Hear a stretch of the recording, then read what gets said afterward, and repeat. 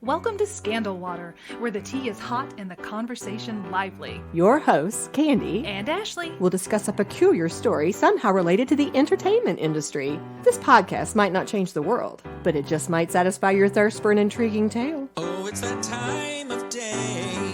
Tune in and hear what the ladies say. It's time to bend your ear when the silver screen appears.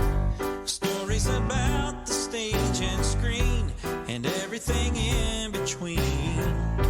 So come on and join the fun. The curtain opens in 3, 2, 1. Hi, Ashley. Hello, Candy. I love our theme this month. I do too. You know I do. I'm so excited that we are getting ready to record another episode Yes. for Monster Madness. So, our topic today revolves around, I tried to think of this month, to hit the different, what do you want to call it, genres, I guess? Sure. So this one's a little more literary. Okay. But hugely popular and well-known still. Mm-hmm. So are you ready for a few Frankenstein fast facts? I am. Lay it on me. All right, here you go. I want you to tell me how many of these you already knew. Okay. Because I tried to find some that might be a little less well-known. Okay. Frankenstein is considered by many to be the first science fiction novel. I did not know that. Mary Shelley actually wrote Frankenstein as part of a competition. I did know I that. figured you would. Many people mistakenly refer to the creature as Frankenstein, but Mary purposefully did not name the creature. Oh, I didn't know that she purposely didn't. She just calls it the creature. An interesting fact about Mary Shelley herself was that after her death, they found her husband Percy's heart in her desk. What? I think I remember. I think I do remember that, but it was just super weird. I thought that one would get a reaction. And the first time an adaptation of Frankenstein appeared on screen was in a 1910 silent horror film produced by Thomas Edison's film company, which I think was called Edison Studios. I wonder if he stole that. Sorry. We're coming in hot. I'm here for you, Tesla people. I'm here. So I found those little fast facts interesting. They are. And in fact, as I was researching this entire episode, there were so many things I came across where I was like, does everybody else know this? Because I don't. I do not know these things. You're entering this going, what? How have I gone so long? Right. So I think it's going to be a fun episode. I think it's going to be an interesting episode. And I Okay. hope that our listeners are as surprised by some of this as I was. Okay. All right. So let's go ahead and start with our author, Mary Wollstonecraft Godwin. She was born on August 30th, 1797 in London, England, and her parents were very, what's the word? Influential? Very influential. They were very intellectual. They were very renowned. So her dad was a philosopher and a political writer. He was credited in many sources as being the founder of anarchism. So he was very political. Gotcha. And her mother was a very famous feminist. Yes, Mary. Are you familiar with her? I am, because I heard a episode on the History Chicks about her, a biography. Don't ask me to tell you a lot, 'cause it's been a Okay. long time since I saw it, but I can include a link. But I remember it being really fascinating. Interesting. Well, one of her most notable works was The Vindication of the Rights of Woman, Yes, I remember that. which came out in 1792. And apparently, again, both of her parents very strong in their beliefs, in their intellect, in the way that they went about trying to convey their beliefs. Okay. Okay. But unfortunately, Mary never really knew her mother because she died after a few days from complications related to the childbirth. And so Mary grew up raised by her dad, along with, she did have an older half-sister named Fanny Imlay. Now, what I found out was the mom, Mary, they both have the same name. It's a little confusing. So Right, just to right. distinguish, the mother, Mary, had a relationship with this soldier and gotten pregnant. And then that fella had left her. And then that's when she married William Godwin. Okay. So this half-sister Fanny was raised in their family. Okay. And so William now is left to raise both of the girls. And after a few years, he meets a woman named Mary Jane Clairmont. And they wed in 1801, which would have been around the time that Mary might have been 3 or 4. Okay. She's still a toddler. But unfortunately, Mary did not get along with stepmom Mary Jane. There's too many Marys, that's why. Right? She said, no, it was my name first. You change. So one of the reasons why they didn't get along was because Mary Jane had 2 children of her own and she clearly favored them A from little the bit of very Cinderella beginning. stepmom stuff going on. Mm-hmm. Okay. And then just to kind of round out the family, Mary Jane and William did go on to have a son together. Okay. So that's who all is involved in this family. Okay. So we got 2 stepkids, half sister, Mary, and then a half brother. Yes. All right, got it. So just to give an example of the favoritism, at some point, stepmother decided to send her daughter, Jane, who, by the way, later decides to be called Claire. So same person. Oh my gosh, her name was Mary Jane and she named her daughter Jane. Yes. Guys. And then Jane, okay, let's just add to this. Daughter Jane Does she have changes a her kid? name to Claire, Uh-huh. and her last name is Claremont. Stop it. Guys, there's more names in the world. No, I know. It's so confusing. But let's back that up and Okay. say it again. Okay. Stepmom has now sent Claire away to school, but did not feel that she had to do the same thing for Mary or Fanny or anybody else in the family. Nice. So, yes, that's the kind of favoritism that did not go over well with Mary. Another example, the tension between these two got to be so tight. And also, it was said in one source, at least, that stepmom was a little jealous of the attention that Mary wanted from her dad. It was they were This kind of is Cinderella. it is a little bit, Yeah. yes. So Mary ended up being sent to Scotland in 1812 to live for a couple of years with foster parents. Now, it was billed as we're doing Yeah. this for your health. Sure. And to be fair, Mary later wrote that this was an amazing experience. She loved it. Well, that's good. But for your still. health, Scotland is kind of wet, so okay. I hope you get pneumonia. This is for your health. It'll be good for you. It'll be good for me. I mean you. But on the flip side, it all worked out really well for Mary actually staying home Yeah. because of who her parents were. Yeah. Her dad actually had started a publishing company, which was supposed to be at the instigation of stepmom, but that brought in a lot of authors. And also, again, he is a renowned figure. He's a political philosopher type gentleman who is bringing in people to his home like Samuel Taylor Coleridge and William Wordsworth. So lots of famous people, lots of deep thinking intellectual people that Mary is being exposed to in her home. She's also being educated by a governess. She has a lot of reading, a lot of books that she's exposed to. She is an avid reader. So this girl is very smart, Yes. very literary, and has experiences that not many women in that time period would have had. That's right. Supposedly, Mary was very creative as well. A lot of that was in writing, but she also liked to sketch. One of the things that she did was she actually published a book through her dad's publishing Yeah, company that's nice. when she was only 11 years old. Ooh. So here's a little quote from her. As a child, I scribbled, and my favorite pastime during the hours given me for recreation was to write stories. She put write stories in quotes. So it was a passion of hers all along, but she also got a little distracted when she met a fella who also happened to be a big writer. Yeah, that always happens. In Take you right off track. Yeah. And talk about these two, when they got together, Explosive. they got up to some things. It's They explosive. did. Yes. When she was only 16 in 1814, she began a relationship with the poet Percy Bysshe Shelley. Now, we probably all recognize his name. He was a very famous romantic poet. But in this case, he came across Mary because he was a student of Mary's father, William Godwin. Okay. And he basically admired him. It was kind of a hero worship type Yeah. situation, Yeah. which he ruined when he became involved with Mary because Dad did not love that. So when he met Mary, he was 5 years older. So she's Oh, 16. that's not as old as I thought. I thought it was a lot more. Okay. No, he's about 21 at that time. He is married. Oh, that's and the bad has part. one child. And by the time he and Mary ran off together, Mm-hmm. his wife, Harriet, was pregnant with their second child as well. They could not get married because he was still married, Right. although they kept using the term eloped together. They also took Mary's stepsister, Claire, with them. Okay. And this is around the point when Mary's dad For kind of good reason. disowns her. Yeah. He's not approving. Well, I'm sad he disowned her, but I can see why he was upset about this. Mm-hmm. He really probably had big plans for his daughter. Not like the stepmom, but Right. Well, Mary, Percy, and Claire traveled around Europe for a while, but it was not all fun and games. I'm sure they enjoyed the travel, but there was a lot of financial struggle, and also there was some tragedy because Mary got pregnant with a child, but she lost it. She had a baby girl who was born prematurely, only lived a very short time, and because she was a writer and she recorded so many things in her journals and her notebooks, we have some of her The records. personal Okay. records. Exactly. So here's a quote from her diary. This was day after day, actually. She would record this same little note. Nurse the baby, read. And that's like what she did each day. And then on her 11th day, I awoke in the night to give it suck. It appeared to be sleeping so quietly that I would not awake it. And then the next morning she wrote, find my baby dead. Oh.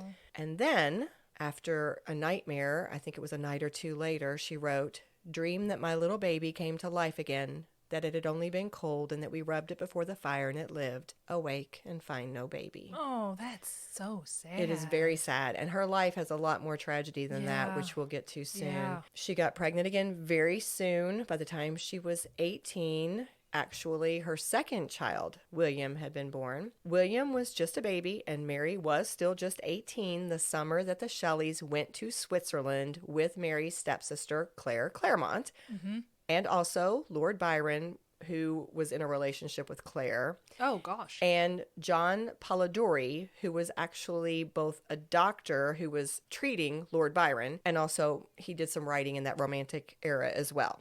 So this is a very literary group. It very much is. The bad news was the weather was bad. This particular summer, it was uncharacteristically cool and there was a lot of rain. Okay. And so this group, of course, they're doing a lot of reading and a lot Yeah. of talking and a lot of debating. And thinking. Exactly. And so that's what they did to entertain themselves quite a bit. But, you know, they had been going through the important issues of the day and it started to get a little old. They wanted to do something new. But I should say, let me bring this out because this is important. Mary, telling the story of how this came to be, did share that this is a specific little point she brought out. One of the topics that they kept discussing was whether or not human corpses could be galvanized or reanimated after death. Do you think it's her dream that caused her to think this about her baby? I don't know. That's an interesting question. Yeah. But the way the sources read, this was such an interesting kind of political scientific idea Yeah. that it seemed like it was just more focused on this. Okay. But Mary described herself again in her writing as a, quote, devout but nearly silent listener. But she was saying how she listened to these men as they were debating it, and she was absorbing all of their speculation and what they were saying about the limits of modern medicine. And this then is when, just a day or two later, Lord Byron suggests to his friends, quote, we will each write a ghost story. It was going to be a little competition, pass the time, see who could write the best story. And they'd been reading some, ghost stories from other places, and that's part of what sparked this. So Mary said, quote, I busied myself to think of a story, one which would speak to the mysterious fears of our nature and awaken thrilling horror. But she was having trouble coming up with a topic. So every day they'd be like, well, do you have an idea yet? Yeah. And she'd have to say no. And then one night she had, some people called it a nightmare, some people called it a vision. But either way, her quote was, I saw the hideous phantasm of a man stretched out, and then, on the working of some powerful engine, show signs of life. So she turned that idea into a story, and then her husband, and she won the contest. Well, I would assume so. Right. And her husband encouraged her to turn that story into a book. It took about 2 years. That's a long story. Absolutely. And very detailed. Yes. In fact, one of the points we'll come back to later is how different the adaptations have become over the years. So I don't think I had an idea of the true original story. Right. And I was a little surprised as I was reading this to find out some of the pieces that happen, some of the events that take place. But the novel came out with the title Frankenstein or the Modern Prometheus. You knew that? Yes. I'm going to pause. What else do you know about the original? I just remembered the original title. I don't think I know much more. Does it start with the shipwreck, the original story? I believe it does. Okay, so I've seen adaptations that use the shipwreck Okay. as the framing device. Interesting. Well, you're ahead of me. Okay. Well, basically, it's the story of a young natural philosophy student who, and this is the way it's described in one of my sources, so I'm quoting from them, burning with crazed ambition, brings a body to life, but rejects his horrifying creature in fear and disgust. That's kind of just a Yes. brief summary. Interestingly, John Polidori, that physician/writer, he ended up writing The Vampire, which was published, took a few years for him to get that out too, but that was published in 1819, and several sources that I came across named that as the very first vampire story and give him credit for kicking off the vampire genre. Before Bram Stoker did it? That's what they said, but Interesting. now at our break, What a I'm going to look party. that up. Okay. But yes, what a party and what a competition. Yes. Who would have thought that it would lead to all of these history-changing events in our literary world? But moving back to Mary, Yes. we said it took her about 2 years to finish the book. Yes. By this point, Mary and Percy were married because his first wife, Harriet, had died of suicide. Oh, I gosh. know. And that was one of the reasons now that they could marry. And by this time, she's pregnant with her fourth child. Okay. Now, just as a side note, several sources commented on what a hard life she had. Yeah. She lost several children. In fact, she ended up getting pregnant 5 times. I think there were 4 childbirths. Only one of her children lived to adulthood. The others Really? died before they were like 3 or 4. Oh, gosh. Such a hard life. Yeah. She adored her husband, but he seemed to believe in free love. So there were lots of relationships. That caused some jealousy. They struggled with money, I think, the entire time. Poets don't make a lot of money. So it was not an easy life. Now, the one child, by the way, who did live to adulthood was named after her husband. It was Percy. It was his first name, Florence, and he was born in 1819. Okay, so now that we've kind of filled that in, backing up just a tiny bit, Frankenstein or the Modern Prometheus was published in 1818, and it came out listing the author as anonymous. Now, I thought this was interesting. The reason why they said it was anonymous was because at the time, women were not given a lot of credit. And so they thought it might do better if a woman's name was not attached to it. Also, several sources speculated that she was afraid they might take her children away from her if people realized that a woman had written such a graphic horror story. I did not think about that. I thought that was very telling about that time period and some of the attitudes. And even today, it's encouraged if you write something fantasy or not typically women's fare, I don't know what you want to call it, that you go by your initials instead of saying that it's a female first name. It'll be more likely, if you use your initials, it's more likely to be picked up. That's what S.E. Hinton did when she wrote The Outsiders. Okay. Because she didn't want people to know it was Susan Eloise writing about all these male figures who were in a kind of basically a gang. Right. Yes. Well, that's sad that you have to do that and that there's a bias against female writers, but I thought it was interesting. Another interesting little tidbit about this is that many people assumed that it was Percy Shelley who had written it because he did write the introduction. Oh. And even today, some people try to say that maybe she was not the writer and that it was her husband Percy. One of the reasons is because she kept a lot of notes and a lot of journals, and there was some editing done by him. But I'd say, what in the F. Scott Fitzgerald?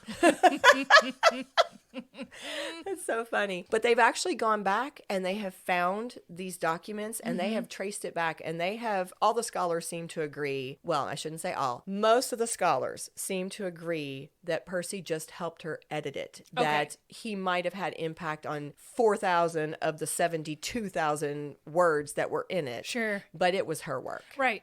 So by the way, it was about 4 to 5 more years before it actually got out that it was Mary who was the author. She waited until there was a new printing of it. Okay. And when that version came out, that it was already successful, then she could say it was then her. her name was on it. Gotcha. Yes. So I know I've already shared the basic premise, but I have a little summary here that's a tiny bit more detailed. Ashley, do you mind reading that for us? I can do that. In Shelley's tale, a scientist named Victor Frankenstein, a passionate student of chemistry at university, decides to create a being with material he's gathered from the, quote, dissecting room and slaughterhouse, end quote, which is pretty gross. The gentle, intellectually gifted creature is enormous and physically hideous. Cruelly rejected by its creator, it wanders, seeking companionship and acceptance. The creature can't bear his isolation, so he begs Frankenstein to conjure him a female mate. Frankenstein complies, but immediately regrets his action, so winds up destroying the female in front of his original creature. The creature becomes increasingly brutal as he responds to the rejection and cruelty he experiences and continues to feel isolated from the rest of mankind, murdering first Frankenstein's little brother, then his best friend, and finally his bride. Ooh. So there is the premise of Frankenstein. And honestly, I did not remember all of the murder of Victor's loved ones. Did you Yes. remember that? Well, I have not read the original story, but I have seen several adaptations, and our theater did a version of this in a radio play okay. a few years ago, and it was not the brother, but I think he had a little sister, I think. And then in the adaptation, it was the little sister, and then it was the caretaker that got framed for killing the little sister, and the bride is all the adaptations I have seen on stage, at least, do contain him killing the bride. And I think I remember seeing one at a theater where they did have a little boy, so I bet that was the brother. Right. Yeah, but what the radio show brought out was all of the rejection from Frankenstein himself, the creator, the scientist. And I had sympathy. I mean, of course, I didn't have sympathy for him murdering all those people, but in the part where he was rejected by his creator, it was had religious overtones, and you very much sympathized with the creature. That is so interesting that you say that, because that was Mary Shelley's intent. In fact, I've got some pieces that we're going to talk about related exactly to what you said. She was very openly trying to show us that it was the rejection and the way he was treated That made him become that way. Yes, that was not who he was. And just to go ahead and say this now, I think in a lot of the adaptations, Frankenstein became this mute creature that just kind of lurched around. But he was not that way. No, in her version, he could read. He was intellectual. He was very intellectual. He was very well spoken. I think he even had the heart of one of Frankenstein's scientist professor friends. Oh, I didn't recall that. Or the brain, or some part of him was, and that's why he was so intelligent, is because he had the brain of, so that's what they were claiming anyways, he had that brain. But yeah, he learned to speak, he was very eloquent, and then only when he was rejected did he turn on this. And especially after the bride, the creature's future bride, was killed by Frankenstein. Which was so cruel. It was like the very, thing he very wanted desperately. He just wanted a companion. Yes, and to not feel like an outcast, like he was isolated from the entire world. Yeah. Well, we'll come back to that part in just a second, but just to continue on with this little piece in my notes. Remember, Mary was concerned about people thinking that it was too graphic and too much of a horror story for a woman to have written it according to what other people might perceive, right? Well, here's a quote from the book that basically shows how she described the creature coming to life. It was already 1 a.m. The rain pattered dismally against the panes, and my candle was nearly burnt out when, by the glimmer of the half-extinguished light, I saw the dull yellow eye of the creature open. It breathed hard, and a convulsive motion agitated its limbs. So her description had his yellow skin, he was supposed to have had watery eyes, a shriveled complexion, and straight black lips. She was very descriptive. This is the type of creature, the type of monster, if you will, that she was describing in this book, which was pretty shocking and scandalous for this time. This was very new for these people. Yeah. Now, the subtitle, this goes back to what you were saying. The modern Prometheus. It's a reference to a figure of ancient Greek mythology who created humans from unliving clay and then gifted them with fire stolen from the gods, which was supposed to represent the dangers of overreaching, because one of her statements, one of her themes was this scientist who was overreaching and in some ways playing God. Yep. So that was one of her themes. Now, you mentioned the religious overtones. The other reference there is to the biblical situation of God and Adam. Yes. In fact, one of the quotes comes from Paradise Lost, and she used this in her epigraph to Frankenstein.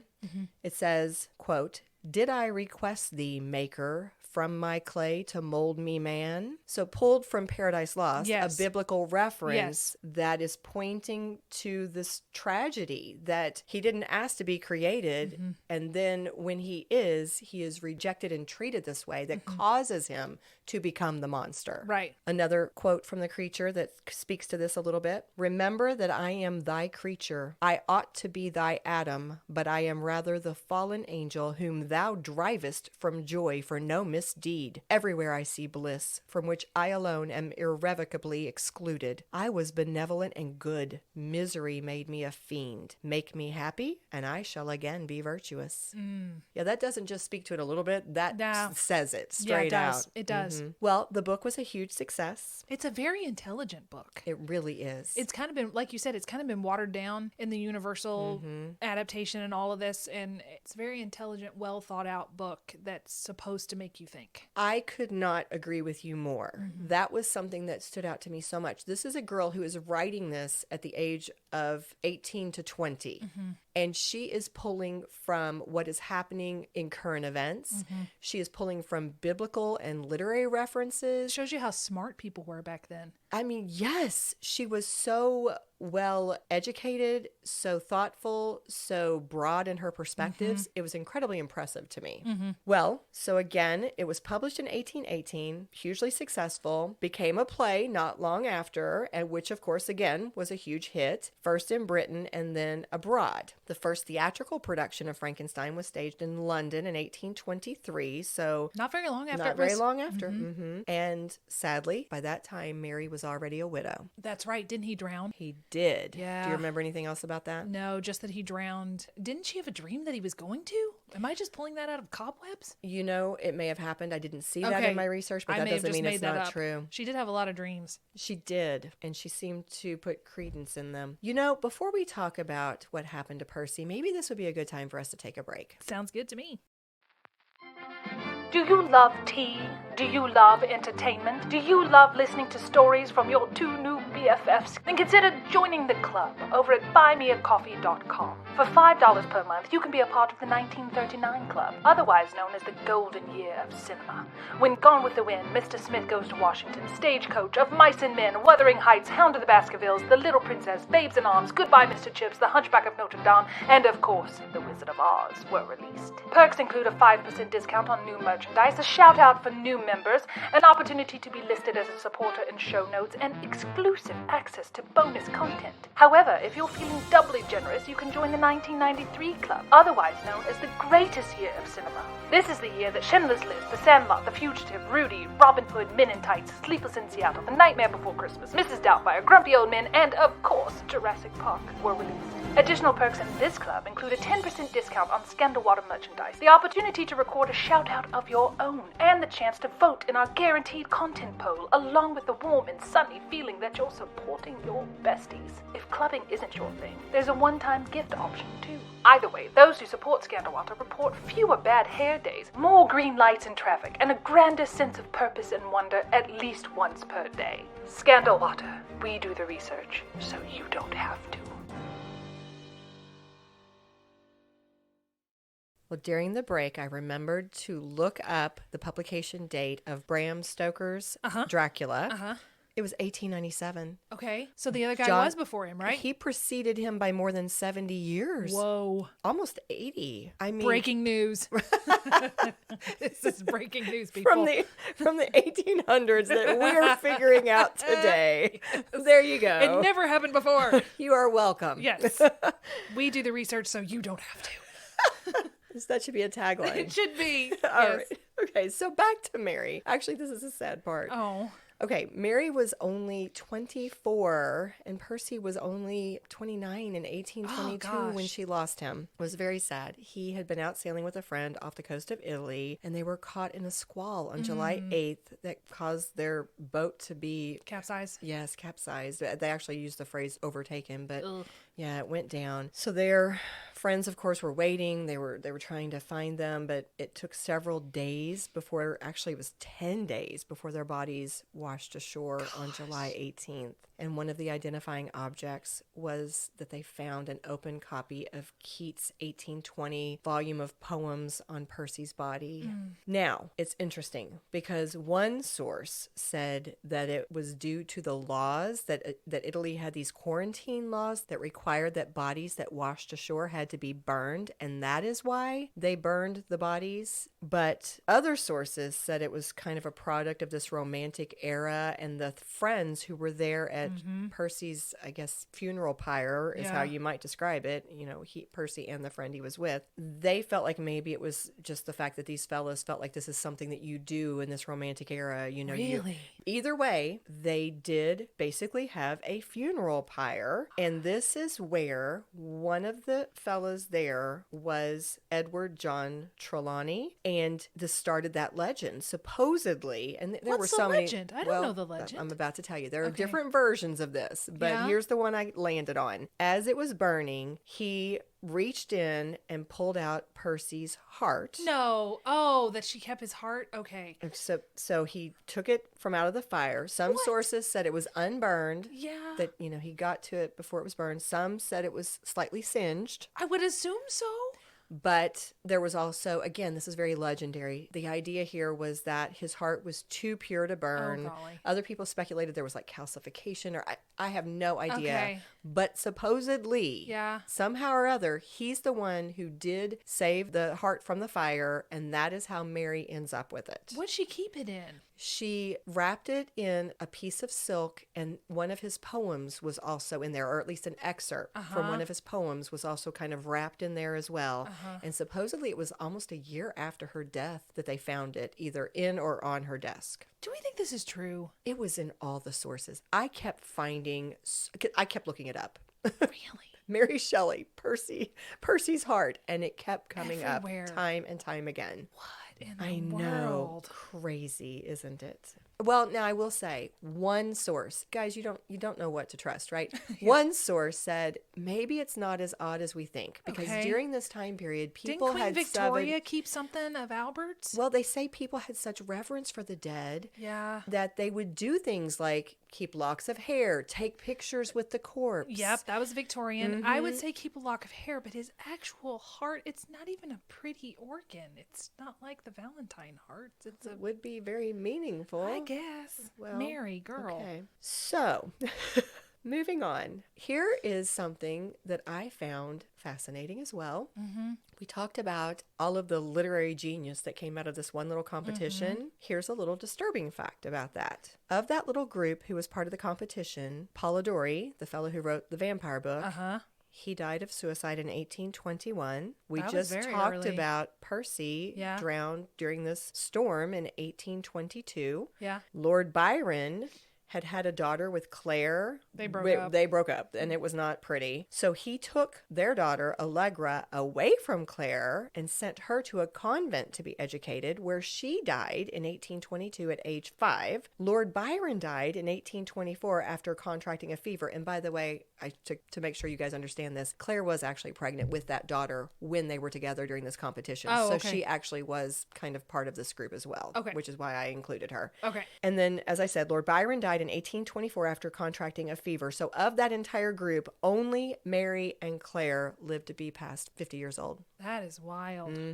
And again, because of all the loss that she suffered, I should note that Mary suffered a lot of grief and depression over her Yeah. lifetime. Yeah. It was not a happy life, although she obviously had high moments, but a lot of that grief and loss served her in her writing. And in fact, some people think it was an inspiration for the theme of one of her other very notable books, which was The Last Man. Here's where she broke ground again. Do you know The Last Man? No, I don't know anything about this, but it was reminding me of Nora Ephron, where she said everything is copy. So Mary is taking all of her pain and turning it into something. Yeah. Well, published in 1826 when she was 28 years old, The Last Man is considered to be the first work of modern apocalyptic fiction. What? Mary? I know. I'm telling you. I was researching this woman going, how do I not know about her? I don't know. So the story follows a group of people as they struggle to survive in a plague-infected world. It centers around a male protagonist as he struggles to keep his family safe, but inevitably he is left as the last man alive. Yes. So after Percy's death, kind of moving back into our timeline, Mary is now left to raise her young son, Percy, alone. And of course, she's a woman. This is not an easy thing to support a son. Yeah. So basically, she had two sources of income, one of which was her writing. And according to one source, quote, she published historical novels that delve deeply into past political conflicts, such as land wars in 14th century Italy and conflicts of succession in the English court of Henry VII. She penned intimate family portraits, including Matilda, Faulkner, and Lodore, which explored the education of daughters and troubled relationships with fathers. She wrote extensive journals and travel logs as she journeyed across Europe with her only surviving child, Percy Florence Shelley. Man. So she was writing, and she was writing extensively. And actually, some of the sources say that, you know, she was doing well. For a woman of this time, she was pretty respected. Yeah. I wonder if her extended works are available. Probably. I'm sure they're out there somewhere. Interesting. I'd like to read them. The other thing she was doing to make money, actually, she wasn't doing it, it was another source of income, was her father-in-law, Sir Timothy Shelley, was giving her a small allowance. Okay. Now, I'm assuming, this is 100% candy speculation, I never saw this in a single source, but I'm going to guess that because she was a woman and her husband had passed away, the father-in-law is controlling her money. Like, you think? I suspect any money Percy would have had, either Percy had nothing and father-in-law was just being kind to her. Maybe and because helping, of the grandson. Right. Or if Percy had any money, maybe it was being controlled by his dad. Yes. I have no idea. But I do know she was getting a small allowance from her father-in-law, which comes into play here because one of the things that she wanted to do after her husband passed was she wanted to promote his work. She wanted to try to preserve his literary legacy. So she almost immediately started working on trying to edit a volume of his poems for posthumous publication, and she did get one out within just a few years. In fact, it came out in 1824, but it made Sir Timothy very angry. Why? I don't know, although I did see one article that said, quote, that the father had, here's where the quote starts, always disapproved of his son's bohemian lifestyle. So I don't know if it had anything to do with that or if dad just didn't think it was appropriate. Did he think the poems would incite other people to live a bohemian lifestyle? Or he just didn't approve of the fact that his son was, wrote poetry and was part of this romantic era. I don't know. But she ended up having to promise that she would not publish any more of Percy's works in Sir Timothy's lifetime in order for him to continue to give her the allowance, which was not huge. It was a small allowance. It did increase a little bit over the years. And one, I guess, slightly positive note was that Sir Timothy, after something like 15 years, finally broke down and did allow her to publish another volume. It might have been more than one, to be honest, I don't recall. But she did get to publish more of Percy's works. Yeah, because the dad probably wasn't that old. If Percy died when he was 29, dad's not an old man. Right. So moving back into Mary's writing career, in 1831, she actually published another edition of Frankenstein. Okay. And this is the one that most people think of as the Frankenstein. Really? Like, yes. It's the most commonly accepted and the one that people really honestly recall when they think of this work. But it's a little controversial because it was heavily edited. There are some big changes. The reason why people think that she did this is because there had been a lot of criticism. Some people were calling it, the first version, too radical and vulgar. And so they feel like, the scholars feel like Mary was basically trying to appease some of the critics with the edits that were made. A watered down version, would you say? Definitely some changes. Here we go. I'll give you a little overview. The 1818 edition, first chapter, was expanded and split into two different chapters. The 1831 version changed some of the origin story of the bride, Frankenstein's bride Elizabeth. Okay. The 1831 edition introduces the concept of galvanism, which was very scientific. It's that idea of how to reanimate bodies. Okay. And the 1831 edition included more of Victor's motivations and more of his thoughts about creating life. So it tried to flesh out Victor a little bit more. Okay. What people felt was that she did in some ways water it down a little bit, soften it a little bit, that her tone or her message was a little softer in the new version. Also, she added this preface where she tried to talk about how her work came to life. She told the story of the competition, which is honestly how we know a lot of what happened is from her telling it. I would like to see a version of the story where it's about the competition. I think that is so fascinating. I do too. But it was interesting. This was just one editorial comment from one of the authors who said with her being a woman, it was almost like she felt like she had to apologize a little bit for the story being so strong and so graphic, so filled with horror. And even the fact that she came up with it. Like this person, this is just one person's speculation, but this particular author said it's almost as though she was putting out this idea of, oh, it came to me in a dream to almost excuse it. Really? Instead of, no, these were big issues. I had this fascinating idea and I wrote it. No, it was a dream. I see. So take that for what it's worth. But that new edition came out. It continues to be incredibly popular. Now, throughout the rest of her life, Mary is focused on raising Percy. She is writing. She traveled quite a bit. Money was always a little bit of an object until later in her life when I believe she did inherit some of the Shelley money when different members of the family passed away, or her son did, and that helped her out. But she died of brain cancer. Some sources called it a brain tumor on February 1st, 1851 at age 53 in London, England. Wow. It was almost 100 years, it might have been slightly over, before her novel Matilda was finally released. It was in the 1950s, which is interesting. But she is remembered today, of course, for many things, Frankenstein being Number one. So I thought I would talk about Mary for just a few minutes, about her significance, because this was one of the things that really hit me as I was preparing for this episode. From the Poetry Foundation website, they pointed out that she was often overshadowed by the people around her. Her parents were so well known. Her husband was so famous and so flamboyant, I guess you might say. She associated with Lord Byron and all these other people that were so well known. And so this website said, you know what? She was amazing in her own right. They said, quote, yet this fore-famed woman was also a skilled editor and critic, an influential travel writer, a literary historian, a devoted mother, and a dabbler in verse, as well as in the new genre of the short story.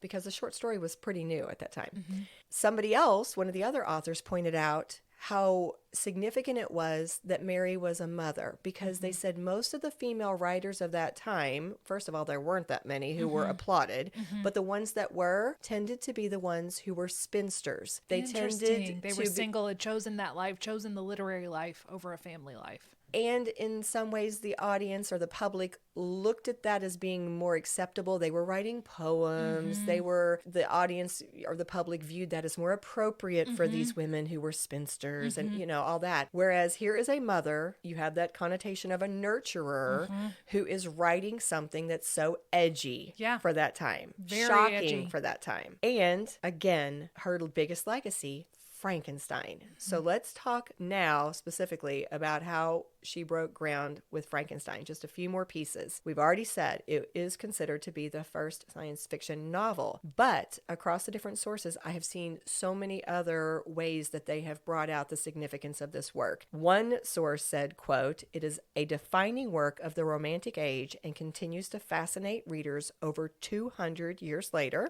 A BBC article said this, quote, Frankenstein is simultaneously the first science fiction novel, a gothic horror, a tragic romance, and a parable, all sewn into one towering body. I like that they included parable. Yes, absolutely. It's two central tragedies, one of overreaching and the dangers of playing God, the other of parental abandonment and societal rejection, are as relevant today as ever. And then, of course, it's significant because we've already said numerous times how many adaptations we've had from it, how many different works and films were sparked by it, including the 1910 Thomas Edison silent film that we've already mentioned, but also, you know, we've had Boris Karloff Karloff's version in 1931, up to spoofs like Young Frankenstein Right, with yes. Gene Wilder. Frankenstein. Absolutely. Christopher Frayling is a gentleman who wrote a book called Frankenstein, the First 200 Years. Yeah. And in that, he says that Frankenstein set the tone for so many future dramatizations. He points out, this is his quote, they condensed the story into basic archetypes, adding many of the most memorable elements audiences would recognize today, including the comical lab assistant, the line, "It lives," and a bad-brained monster who doesn't speak. So basically started all of these little Tropes. Yes, thank you. Did you know that with the Universal Pictures Frankenstein, the monster, okay, so should we put on a full-fledged play of it? You can never have a green monster because they copyrighted, while you cannot, as we've done with our research on copyright, you cannot copyright the story of Frankenstein, but you can trademark the looks. Oh. So you are not allowed to have the green, the bolts, anything. You can't make it look like that. That is their trademark. Interesting. That is fascinating. Well, to follow up on that idea of the archetypes, the BBC article I referenced a minute ago adds, quote, "Are there any characters more powerfully cemented in the popular imagination? The two archetypes Mary Shelley brought to life, the creature and the overambitious or mad scientist, lurched and ranted their way off the page and onto stage and screen, electrifying theater and filmgoers as two of the linchpins, not just of the horror genre, but of cinema itself." Yeah. Yeah, I thought that was very insightful. And one last little quote here to bring this to a close. One source says, "The book Frankenstein is much more than pop fiction. The story explores philosophical themes and challenges romantic ideals about the beauty and goodness of nature." That's a lot. Yes, it is. For a simple single book to do Yes, that it was is. sparked because of a competition. Yep. I was impressed, so impressed as I was doing all this work. And so this leads us into our armchair. Okay. Armchair psychologist. I could ask you so many questions. Yeah. But here's the Am one. I smart enough to answer any of them? I Yes, don't you are. know. Yes, you are. Here's the one that came to my mind. I was intrigued by this idea of labeling this a science fiction piece versus a horror story, because I've always thought about Frankenstein as a monster. Right, it's a horror. It's a monster or a horror story. So I have a quote that I'm going to read, and then I'm going to ask you a question. All right? Okay. The early 19th century teetered on the brink of the modern age, and although the term science existed, a scientist didn't. Interesting. Great change brings fear, as Fiona Sampson, author of a new biography of Mary Shelley, tells BBC Culture. That's the source of this quote. With modernity, with the sense that humans are what there is, comes a sense of anxiety about what humans can do, and particularly an anxiety about science and technology. Frankenstein fused these contemporary concerns about the possibilities of science with fiction for the very first time, with electrifying results. Far from an outrageous fantasy, the novel imagined what could happen if people, and in particular, overreaching or unhinged scientists, went too far. So, my question to you, do you agree that it's the science fiction aspect that made Frankenstein most powerful or most impactful to its audiences? Or do you think it was something else? Yes. Now let me think about why. Okay, if it was just horror, it would be all about scaring you, and then that thrill would be done with. It's more simple. Oh, I'm scared. I got that adrenaline rush of being scared. We've had lots of films that have been scary, but have they also caused you to think deeply? And so if we're going with the science fiction part of this, I think something that makes some of these people stand out, say Mary Shelley with her Frankenstein, or even we're doing a show about Poe right now, which is things that he's saying could apply to today. There's some people that seem to tap into the commonness of man and what we think about and the themes that are eternal. So she was talking about, like we said, it was a parable. And I think it's important to acknowledge that I don't think she was not comparing the scientist to God. I think she was saying, here's what happened when man plays God. And because we are fallible, this is what can happen if we try to create it's not our business to create. Of course, we do it through children, but she means from piecemeal pieces. Does that make any kind of sense? I'm trying to Yes, put I think it I together. followed you. Okay, great. Yeah. Yes, I think I followed you. It's a hard question that I Yeah. posed. I think my response would be that I agree that the science fiction aspect takes it to a new level of complexity. Because if it were just a horror film, it's really easy. You know it's man against monster, and Yeah. you want the man to win and you want the monster to lose. Right. In this case, it's not so clear No, cut. because of the science fiction aspect, we now have an ethical dilemma. Right. It's what we said earlier. He didn't ask to be created. And he certainly didn't ask to be treated that way. Yes. It was actually his response to the mistreatment that led to him doing such awful things. Although we can't forgive him for that, of course. We're not excusing that. I think it's a reactional abuse is what they would call it, because he was abused so horribly he reacted in abuse. In abuse himself. But yeah, you can't murder people. Yeah, I don't care how mad you are. But again, it's what you said. Instead of just mindlessly Going for a thrill. right, now we're thinking. Now we are having to really tease this out, and it makes it relevant. They said that before, but because of that, it still applies today. The issues, the ideas, the questions are still relevant. Right. In the 90s, they started doing the cloning and talking about cloning and should we do this or should we not? Well, no, we should not. Or cloning pets. Some people have had their pets cloned. Well, and again, some people would argue that we should clone. That's the thing that makes it so, right. Everything is so controversial. It just makes you I'm glad it makes think you about think. it. We need to think. We need to think more. We do. We absolutely do. I guess another comment that I'll make, it does not relate to the question, it's just kind of a side note, is I thought I was starting this just focusing on Frankenstein. Yeah. But I've come away with a respect for the author and her intellect and her creation of not just this work, but basically a whole new genre. Yeah. I mean, I wonder that's what she would amazing. think if she could look back and go, this is what you have wrought. Like, look what you created. And not just science fiction. She was also the first post-apocalyptic novel. I mean, she really started two. That's impressive. Makes me wonder if she was a time traveler. I mean, I'm just wondering. We'll end, I think, there with a big shout out, a big cheers to Miss Mary Shelley. Yes. Cheers to you. Cheers. If you love what we do, please rate and review our show. Or you can become a supporter by making a donation through buymeacoffee.com/scandalwaterpod. Whether a single gift or a recurring monthly donation, it would go a long way towards supporting our work and allowing us to keep the tea brewing. At our website, www.scandalwaterpodcast.com, you can submit questions or your own story ideas, access our sources and show notes, see the merch we offer for sale, and more. You can join the Scandal Water community through our Scandal Water Podcast Facebook page or follow us on Instagram or TikTok at Scandal Water Podcast. This episode was executive produced by Candy Thomas, that's me, and Ashley Raymer Brown. That's me.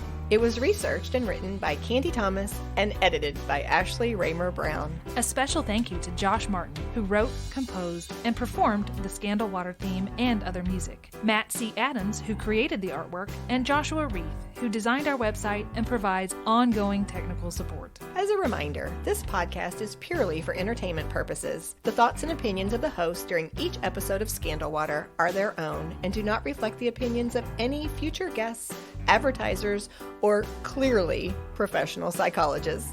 Thanks for listening.